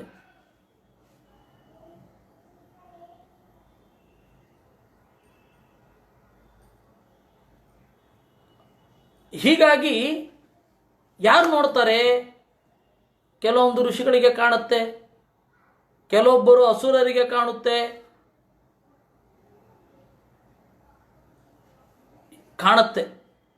ದೇವರೇನು ಮಾಡ್ತಾನೆ? ವಸುದೇವನ ದೇಹದಲ್ಲಿದ್ದುಕೊಂಡು ಸೂಕ್ಷ್ಮ ರೂಪದಿಂದ ವಸುದೇವನ ಮೂಲಕ ದೇವಕಿಯ ದೇಹಕ್ಕೆ ಹೋಗಿ ಆ ದೇವಕಿಯ ದೇಹದಿಂದ ದೊಡ್ಡ ರೂಪವನ್ನು ತಳೆದಂತೆ ಅವರಿಗೆ ತೋರಿಸಿರ್ತಾನೆ. ಇಲ್ಲ ಅಂದರೆ ಇವ್ರಿಗೆ ಹೆಂಗೆ ಗೊತ್ತಾಗೋದು? ಕಂಸ ಅನೇಕ ಜನ ದಾಸಿಯರನ್ನು ಇಟ್ಟಿದ್ದ. ಅವ್ರಿಗೇನು ಕೆಲಸ ಅಂತಂದರೆ, ದೇವಕಿಗೆ ಯಾವಾಗ ಗರ್ಭಧಾರಣೆ ಆಯಿತು, ಅವಳ ಹೊರಗಡೆಯ ಲಕ್ಷಣ ಏನು ತೋರಿಸ್ಬೇಕಾದ್ರೆ ಸ್ವಲ್ಪ ಆದರೂ ಆಗಿರ್ಬೇಕು ತಾನೆ, ದೇವರು ಹಾಗೆ ಮಾಡ್ಬೇಕು ತಾನೆ. ಅವ್ರು ಪ್ರತಿಯೊಂದು ರಿಪೋರ್ಟ್ ಮಾಡ್ತಾ ಇದ್ರು. ಈಗ ಫೈಲ್ ಮೇಂಟೈನ್ ಮಾಡ್ತಾರಲ್ಲ ಪ್ರಸೂತಿ ಚಿಕಿತ್ಸಾಲಯಗಳಲ್ಲಿ, ಹಾಗೆ ಅವರು ಇಷ್ಟು ತಿಂಗಳಾಯಿತು, ಇಷ್ಟು ದಿನ ಆಯಿತು, ಪ್ರತಿಯೊಂದು ಅಬ್ಸರ್ವೇಷನ್. ಅವ್ರಿಗೆ ಹಂಗೆ ತೋರ್ಬೇಕಾದ್ರೆ ಅದು ಆಗಬೇಕಲ್ವಾ? ಆಮೇಲೆ ಇದು ಹೊರಗಡೆಯಿಂದ ಅನೇಕ ಅಸುರರಿಗೆ ತೋರ್ತಾ ಇತ್ತು. ಹೀಗೆ ಹೀಗೆ ಹೀಗೆ ದೇವರು ಹಾಕಿ ತೋರಿಸ್ತಾನೆ. ವಸುದೇವಾದಿದೇಹೇಶು ಪ್ರವೇಶಸ್ತಸ್ಯ ಭಣ್ಯತೆ ದೇಹೋಪಾದಾನಮಿತಿತು ನ ಯನ್ಯೋ ದೇಹಯಿಷ್ಯತೆ. ಹಾಗಾದರೆ ಕೃಷ್ಣನ ದೇಹ ಹುಟ್ಟಿತು ಅಂತ ಅನಿಸುತ್ತಲ್ಲ? ಹೌದು. ವಸುದೇವನ ದೇಹವನ್ನು ತೆಗೆದುಕೊಂಡ ಅನ್ನೋದನ್ನು ಪುರಾಣಗಳು ನಿಮಗೆ ಅರ್ಥ ಆಗದೇ ಇರಲಿ ಅಂತ, ಕೆಲವ್ರಿಗೆ ಅರ್ಥ ಆಗಲಿ ಅಂತ ಹೇಳಿ ದೇಹ ತಗೊಂಡ ಅಂತಾರೆ. ಯಾವ ದೇಹ ಹೆಂಗೆ ತಗೊಂಡೋ ಯಾರು ಗೊತ್ತು. ಒಳಗಡೆ ನೋಡಿದ್ರೆ ಹೀಗೆ, ನಾವು ದೇಹವನ್ನು ಪಡೆದೆವು. ಹೇಗೆ? ಈ ದೇಹ ಅಲ್ಲಿ ಫಾರ್ಮ್ ಆಯಿತು, ಅದು ನಾವು ದೇಹ ಪಡೆದದ್ದು. ದೇವರು ದೇಹವನ್ನು ಪಡೆದ ಅಂದರೆ ಇವರು ದೇಹವನ್ನು ತನ್ನ ವಶಕ್ಕೆ ತೆಗೆದುಕೊಂಡ ಅಂತ ಅರ್ಥ ಆಗೋಗುತ್ತೆ. ಪ್ರಜ್ಞಾಪೂರ್ವಕವಾಗಿ ಅವತಾರ ಮಾಡುವವರಿಗೆ ದೇಹವನ್ನು ವಶಕ್ಕೆ ತೆಗೆದುಕೊಂಡ್ರು, ದೇಹ ತಗೊಂಡ್ರು. ನಮಗೂ ದೇಹ ತಗೊಂಡದ್ದೇ, ಅಂದರೆ ದೇಹ ಈ ರೀತಿ ಪಡೆದೆವು ಅಂತ ಅಲ್ವಾ? ಅನ್ಯಾಭಿಮತ ದೇಹೇಶು ಪ್ರವಿಷ್ಟ ಸರ್ವದಾ ಹರಿ ನಾನ್ಯಾನಭಿಮತೋ ದೇಹೋ ವಿಷ್ಣೋರಸ್ತಿ ಕಥಂಚನ. ಅನ್ಯಾಭಿಮತ ದೇಹೇಶು ಪ್ರವಿಷ್ಟ ಸರ್ವದಾ ಹರಿ. ಬೇರೆಯವರ ದೇಹದಲ್ಲಿ ದೇವರು ಪ್ರವೇಶ ಮಾಡ್ತಾನೆ, ತನ್ನದು ಅಂತ ಅಂದುಕೊಳ್ಳೋಲ್ಲ. ಬೇರೆಯವರ ದೇಹದ ಒಳಗಡೆ ದೇವರು ಪ್ರವೇಶ ಮಾಡಿದಾಗ ಎಲ್ಲ ದೇಹವನ್ನು ತನ್ನದು ಅಂತ ಹೇಗೆ ಅಂದ್ಕೊಳ್ಳೋಲ್ಲ. ತನ್ನ ವಶದಲ್ಲಿದೆ ಅಂತ ಅನ್ಕೋತಾನೆ, ಆದರೂ ಸುಖ ದುಃಖಗಳನ್ನು ಅಂಟಿಸಿಕೊಂಡಿರೋದಿಲ್ಲ. ದೇವರಿಗೆ ಆ ತರಹದ ಭ್ರಮೆಯೇ ಇಲ್ಲ. ಒಂದೊಮ್ಮೆ ಆ ತರಹದ ಭ್ರಮೆ ಇದ್ದುಬಿಟ್ಟಿದ್ರೆ ದೇವರಷ್ಟು ದುಃಖಿ ಇನ್ನೊಬ್ಬ ಇರ್ತಿದ್ನ? ದೇವರಿಗಿರುವಷ್ಟು ದುಃಖ ಯಾರಿಗೂ ಆಗ್ತಾ ಇರಲಿಲ್ಲ. ಅದರಿಂದಾಗಿ ದೇವರು ದೇಹವನ್ನು ಸ್ವೀಕರಿಸಿದ ಅಂದರೆ ದೇವರು ವಸುದೇವನ ಒಳಗಡೆ ಪ್ರವೇಶ ಮಾಡಿದ್ದನ್ನ ದೇಹದ ಸ್ವೀಕಾರ ಅಂತ ಹೇಳ್ತಾ ಇರೋದು. ಅಥೋ ಶರೀರೋ ಭಗವಾನ್ ಪುತ್ರತಾಭಿಮತಿಸ್ತು ಯಾ ವಸುದೇವಾದಿಕಾನಂತು ಸೈವ ಮಿಥ್ಯಾಮತಿರ್ಭವೇತ. ವಸುದೇವನಿಗೆ ಅನ್ನಿಸಿತಲ್ಲ, ನನ್ನ ಮಗ ಅವನು ಹುಟ್ಟಿದಾಗ ಹೀಗಾಯಿತು, ಹುಟ್ಟಿದಾಗ ಹಾಗಾಯಿತು, ಮಗು ಪುಟ್ಟವನಿದ್ದಾಗ ನಾವು ನೋಡಲೇ ಇಲ್ಲ. ತಂದೆ ತಾಯಿಗಳಿಗೆ ಅವಿಸ್ಮರಣೀಯ ಕ್ಷಣ ಅಂತಂದರೆ ಮಕ್ಕಳ ಬಾಲ್ಯ ಸಿಗಲೇ ಇಲ್ಲ ನನಗೆ. ಅಲ್ಲಿ ದೇವ್ರಿಗೆ ಬಾಲ್ಯವೇ ಇಲ್ಲ. ಯಾಕೆ ಹಾಗೆ ಅಂದ್ಕೊಂಡ? ನನ್ನ ಮಗ ಅಂತ ವಸುದೇವ, ಅವನ ರಕ್ಷಣೆ ಆಗಬೇಕು ಅಂತ ಎಲ್ಲೋ ದೂರ ಹೋಗಿ ಇಟ್ಟು ಬರೋದು, ಆ ರಾತ್ರಿ ಊರ ಹೊರಗಡೆ ನಡ್ಕೊಂಡು ಹೋಗೋದು, ಏನಿವೆಲ್ಲ? ಹೌದು, ಆ ಕಾಲದಲ್ಲಿ ಅವರಿಗೆ ಆ ಭಯ, ಕಂಸ ಬಂದರೆ ಏನೋ ಆಗ್ಬಿಡತ್ತೆ ಅಂತ. ಮಿಥ್ಯಾಮತಿ.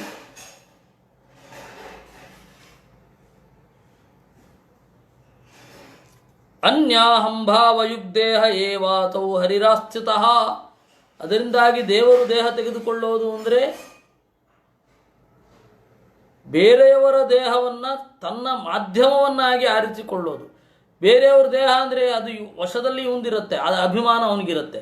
ಹಾಗೆ ಬೇರೆಯವ್ರ ದೇಹ, ವಸುದೇವನಿಗೆ ತನಗೆ ಬಂದ ದೇಹದಲ್ಲಿ ಇದು ನನ್ನದು ಅಂತನ್ನುವ ಅಭಿಮಾನ ಇರುತ್ತೆ ಅಷ್ಟೇ. ನತದನ್ಯೇಷು ದೇಹೇಶು ಕ್ವಚಿತ್ತಸ್ಯ ಪ್ರವೇಚನಂ ಮಮ ಪುತ್ರಸ್ತ್ವಯಮಿತಿ ಬ್ರಾಹ್ಮಣಾಯ ಯದಾ ಹರಿಹಿ. ಇವನು ನನ್ನ ಮಗ ಅಂತನ್ನುವ ಭ್ರಮೆಗಾಗಿ ವಸುದೇವಾದಿ ದೇಹಗಳಲ್ಲಿ ಪ್ರವೇಶ ಮಾಡಿದ್ದು. ಅನುಪಾತ್ತ ಶರೀರಸ್ಯ ತನೂಪಾತ್ತಿರಿತಿಷ್ಯತೆ. ಇಲ್ಲ ಅಂದರೆ ವಸುದೇವ ಮತ್ತು ದೇವಕಿ ಅವರಿಗೆ ಆ ಭಾವನೆ ಹೇಗುಂಟಾಗಬೇಕು? ಮಾನುಷ ಭಾವನೆ ಉಂಟಾಗಬೇಕಾ ಇಲ್ವಾ? ಪುರುಷಾರ್ಥಗಳನ್ನು ಅವರು, ಪ್ರಾಪಂಚಿಕವಾದ ಸುಖಗಳನ್ನು ಅವರು ಅನುಭವಿಸಿರಲಿಲ್ಲ. ಆ ಪ್ರಾಪಂಚಿಕವಾದ ಸುಖವನ್ನು ಅನುಭವಿಸಲಿ ಅಂತ ಹೇಳಿ ದೇವರೇನು ಮಾಡಿದ?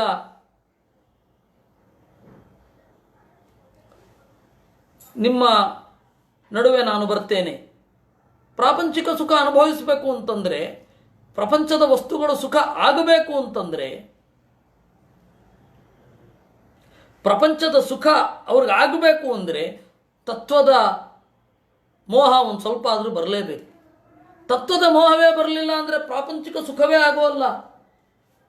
ಪ್ರಾಪಂಚಿಕ ಸುಖ ಆಗಬೇಕಲ್ಲ. ಅವರಿಗೆ ಮೂರೂ ತರಹದ ಅವಸ್ಥೆ ಇರೋದು. ದೇವರು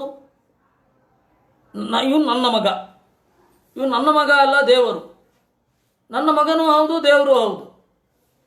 ಈ ತರಹದ ಮೂರು ತರಹದ ಪ್ರಜ್ಞಾ ಪ್ರವಾಹ, ಮೆಂಟಲ್ ವೇವ್ಸ್ ಅವ್ರ ಒಳಗಡೆ ಉತ್ಪತ್ತಿ ಆಗ್ತಾ ಇರ್ತಿತ್ತು. ಅದರಿಂದಾಗಿ ಅವರಿಗೆ ಬಂಧು ಬಳಗ, ಅವರ ಕಷ್ಟಕ್ಕೆ ಸ್ಪಂದಿಸೋದು, ಇವೆಲ್ಲ.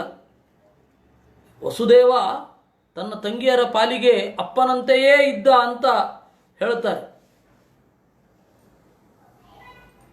ಎಲ್ಲರ ಕಷ್ಟಕ್ಕೂ ಸ್ಪಂದಿಸ್ತಾ ಇದ್ದ. ಅವನೇ ಸೆರೆಮನೆಯಲ್ಲಿದ್ದರಿ. ಆ 6 ಮಕ್ಕಳನ್ನು ಕಳೆದುಕೊಳ್ತಾ ಇರಬೇಕಾದ್ರೆ ಈ ಒಂದು ಮಗು ಹುಟ್ಟತ್ತೆ, ಕಣ್ಣೆದುರುಗಡೆ ಹುಟ್ಟುತ್ತಾ ಇದೆ, ದಾಬ್ಬ ಅಂತ ಬಂಡೆಗೆ ಅಪ್ಪಳಿಸ್ಬಿಡ್ತಾ ಇದ್ದ ಅವನು. ಅದನ್ನು ನೋಡಿಕೊಂಡು ಕೂಡ ಆಯಿತು, ನನ್ನ ತಂಗಿಯ ಮಗನಿಗೆ ಸಂಸ್ಕಾರಹೀನತೆ ಬರಬಾರದು, ಪುರೋಹಿತರನ್ನು ಕಳಿಸಿ ಹೋಗಿ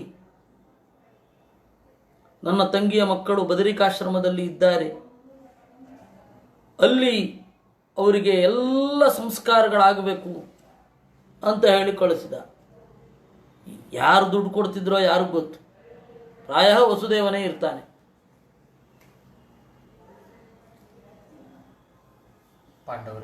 ಪಾಂಡವರಿಗೆ ಅಂತ ಎಲ್ಲ ತಂಗಿಯರ ಕಷ್ಟಕ್ಕೂ ಸ್ಪಂದಿಸಿದನ್ರಿ ಅವನು. ಕುಂತಿ ಒಬ್ಬಳು ಮಾತ್ರ ಅಲ್ಲ, ಎಲ್ಲ ತಂಗಿಯರ ಕಷ್ಟಕ್ಕೂ ಅವನು ಸ್ಪಂದಿಸಿದ್ದಾನೆ. ಕೇವಲ ಕುಂತಿಗೆ ಮಾತ್ರ ಅಂತಲ್ಲ. ಕೆಲವರು ಉಳಿಸ್ಕೊಂಡ್ರು, ಕೆಲವರು ಅನುಮಾನದಿಂದ ನೋಡಿದ್ರು, ಕೆಲವರು ಸಿಡಿದು ಬೇರೆ ಆದರು. ಅವನ ಮಕ್ಕಳಲ್ಲಿ, ಅವನ ಹೊಟ್ಟೆಯಿಂದ ಹುಟ್ಟಿದ ಇಬ್ಬರು ಮಕ್ಕಳಂತೂ ತೀವ್ರ ಪ್ರತಿಸ್ಪರ್ಧಿಗಳಾಗಿ ನಿಂತರು ಅವನಿಗೆ. ಪೌಂಡ್ರಕ ವಾಸುದೇವ ಮತ್ತು ಶೃಗಾಲ ವಾಸುದೇವ ಅವನ ಹೊಟ್ಟೆಯಿಂದ ಹುಟ್ಟಿದ ಮಕ್ಕಳು. ಇದರ ಸುಖ ದುಃಖಗಳನ್ನು ಅವನು ಅನುಭವಿಸಬೇಕಲ್ಲ.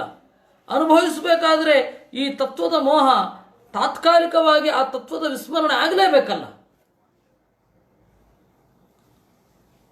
ಸಂಸಾರ ಸುಖವನ್ನು ಅನುಭವಿಸಬೇಕು ಅಂದರೆ ಸ್ವಲ್ಪ ತತ್ವದ ವಿಸ್ಮರಣೆ ಆಗಲೇಬೇಕು. ಆ ಹಿನ್ನೆಲೆಯಲ್ಲೇ ಅದನ್ನು ಹೇಳಿತ್ತು. ತದ್ದೇಹಂ ಪಿತೃದೇಹತ್ವ ಉಪಾದತ್ತೆ ಯಥೋ ಹರಿಹಿ.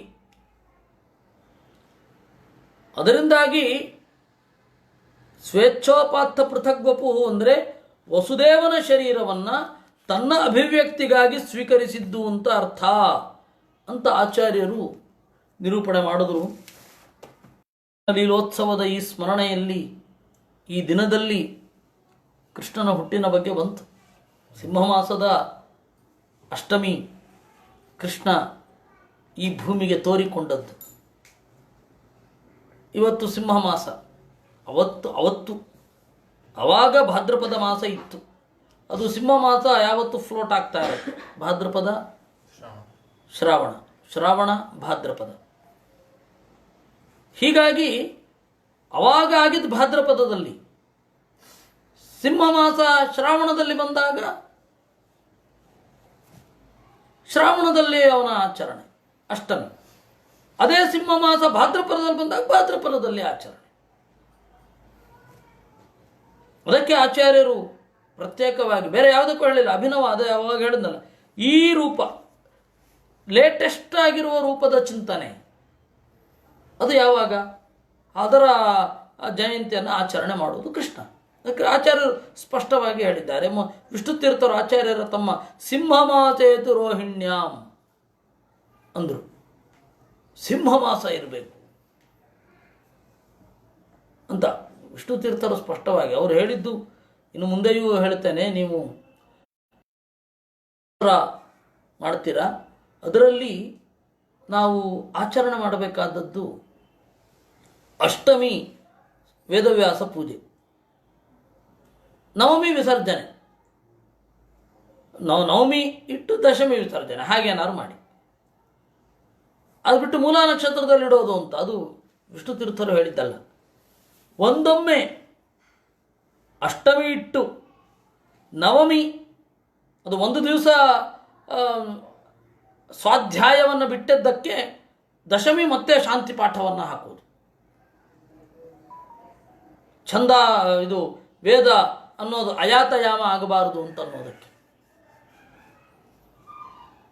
ತನ್ನ ಶಕ್ತಿಯನ್ನು ಕಳ್ಕೊಳ್ಬಾರದು. ಬಿಟ್ಬಿಟ್ರೆ ವೇದ ಆ ಶಕ್ತಿ ಕಳ್ಕೊಂಡ್ಬಿಡುತ್ತೆ. ನಾವು ವೇದಾಧ್ಯಯನ ಬಿಟ್ಬಿಟ್ರೆ ವೇದ ಮಂತ್ರ ನಮಗೆ ಯಾವ ಶಕ್ತಿಯನ್ನು ಕೊಡಬೇಕೋ ಅದರಿಂದ ನಾವು ವಂಚಿತರಾಗ್ತೇವೆ. ಅದು ಅಯಾತಯಾಮ ಅಂತ. ಅದಕ್ಕಾಗಿ ದಶಮಿ ಶಾಂತಿ ಪಾಠವನ್ನು ಹಾಕುವಂಥದ್ದು. ಅವತ್ತು ನವಮಿ ಏನಾದರೂ ಅಥವಾ ನೀವು ವೇದವ್ಯಾಸ ಪೂಜೆ ನವಮಿ ಮಾಡೋದಾದರೆ ಏನಾದರೂ ಅವತ್ತು ಶ್ರವಣ ನಕ್ಷತ್ರ ಇದ್ದರೆ ಉಪವಾಸ ಮಾಡಿ ದಶಮಿ ಪಾರಾಯಣ ಮಾಡಿ ಅಂತ ಹೇಳ್ತಾರೆ ವಿಷ್ಣು ತೀರ್ಥರು. ಹೀಗಾಗಿ ಅದನ್ನು ಮಾಡಬೇಕು. ಅಂದರೆ ಶುದ್ಧ ಸಂಪ್ರದಾಯ ಅದು. ವಿಷ್ಣು ತೀರ್ಥರು ಹೇಳಿದ್ದು, ಮಧ್ವಾಚಾರ್ಯರ ತಮ್ಮ ವಿಷ್ಣು ತೀರ್ಥರು ಹೇಳಿದ್ದು. ಹೀಗಾಗಿ ಸಿಂಹ ಮಾಸದಲ್ಲಿ ಮಾಡಬೇಕು ಅನ್ನೋದು ವಿಚಾರ. ಆ ದಿವಸ ಕೃಷ್ಣನ ಜನ್ಮದ ಇನ್ನೊಂದು ವಿಚಿತ್ರ ಚಿಂತನೆಯನ್ನು ಆಚಾರ್ಯರು ನಮ್ಮ ಮುಂದೆ ಇಟ್ಟಿದ್ದಾರೆ. ಅದನ್ನು ನಾವು ನೋಡಿದ್ದೇವೆ ದೈವಯೋಗದಿಂದ. ಈ ತನಕ ಮಾಡಿದ ಚಿಂತನೆಯನ್ನು ದೇವರಲ್ಲಿ ಅರ್ಪಿಸೋಣ. ನಾಳೆ ಕೃಷ್ಣ ಹೇಳ್ತಾನೆ ಸಜ್ಜನ ಅಂದರೆ ಯಾರು, ಅದನ್ನು ನೋಡೋಣ. ನಾವು ಸಜ್ಜನರು ಅಂತ ಏನು ಅಂದ್ಕೊಂಡಿದ್ದೇವೆ, ಕೃಷ್ಣ ಹೇಗೆ ಹೇಳ್ತಾನೆ ಅದೆಲ್ಲ ಬರುತ್ತೆ. ಕೃಷ್ಣಾರ್ಪಣಮಸ್ತು. ಅನೇನ ಭಾವಿಯತ್ ಪುಣ್ಯಂ ತದಾಪ್ನೋತು ಪಿತಾಮಮ.